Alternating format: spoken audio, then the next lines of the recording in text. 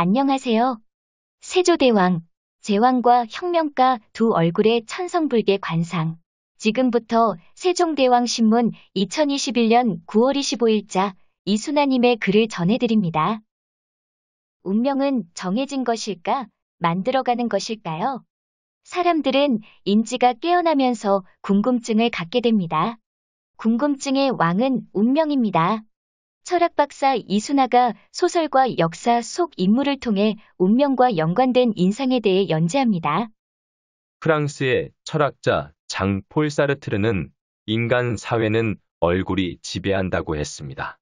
사르트르는 좋은 관상이란 고통 없이 편하게만 사는 얼굴이 아니라 시련이 닥치면 이겨내 자기 주도로 삶을 이끌어간 얼굴이라고 했습니다. 얼굴 표정을 조절할 수 있는 자만이 삶의 주인공이 될 자격이 있다고 본 것입니다. 세조는 세종의 둘째 아들로 태어났습니다. 형 문종의 유지를 어기고 조카인 단종을 내치고 유배지인 영월에서 비명맹사하게 했습니다. 또 많은 신하를 숙청했습니다. 아버지 세종, 할아버지 태종의 우월한 유전자를 받고 태어난 세조는 능력이 넘치는 야심가였습니다. 그러나 둘째로 태어났기에 왕좌에 오를 수 없는 운명이었습니다. 이를 극복하는 과정에서 많은 사람이 죽는 비극이 일어났습니다. 다행스럽게도 조선 제7대 왕세조의 어진은 존재합니다.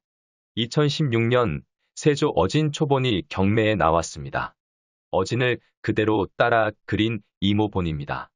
일제강점기인 1935년에 이왕직의 의뢰로 화가 김은호가 그린 것으로 추정됩니다.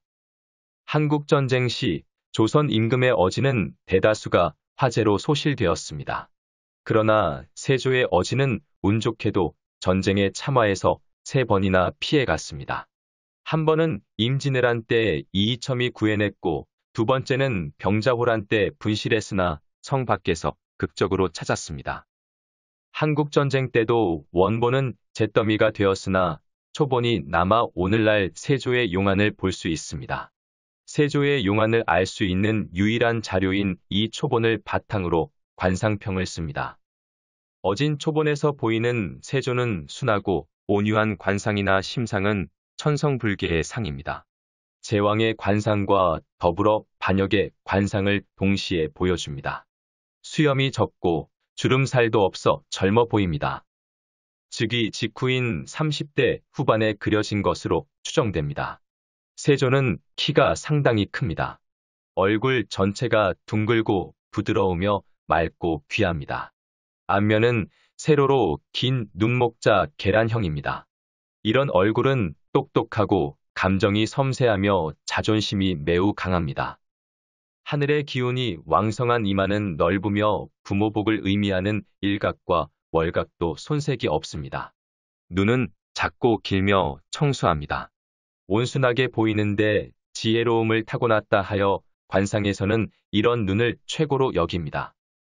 그러나 심중에는 왕기를 감추고 있습니다. 철저히 발톱을 숨기며 때를 기다리는 유형입니다. 속마음을 숨기는 데는 온유하게 보이는 눈의 도움이 컸을 것으로 생각됩니다. 눈썹이 길며 아래로 곱게 뻗은 것은 문무를 겸비한 상입니다. 천중과 천정으로 보아 형제가 많습니다. 눈썹과 상근을 보면 상상력이 풍부한 인물로 꿈과 야망이 큰 상입니다. 귀가 크고 길며 귓불이 통통하고 힘찹니다. 그러나 귀가 반이로 타협을 모르며 자아가 강에 돌출된 행동을 합니다. 아이디어와 판단력이 뛰어나고 어려운 일을 당하면 물러서지 않고 잘 헤쳐나갑니다. 인중이 길고 조화, 야망을 반드시 이룰 상입니다.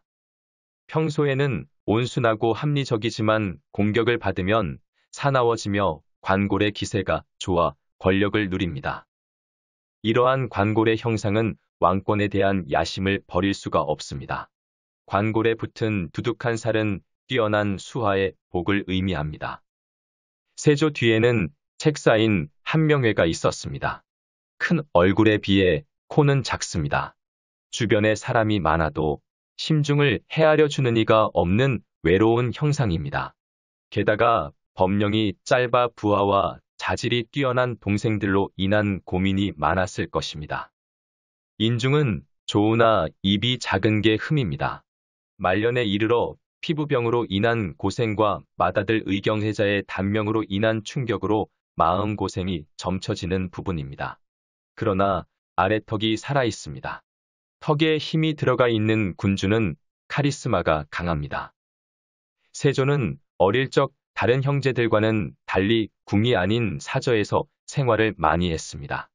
어린 시절 부모 곁에서 떨어져 뛰놀며 자란 것이 탁월한 체력과 운동신경, 자유분방한 성품에 영향을 준 것으로 보입니다. 세조는 할아버지인 태종의 무인 기지를 이어받아 활을 매우 잘 쏘았습니다.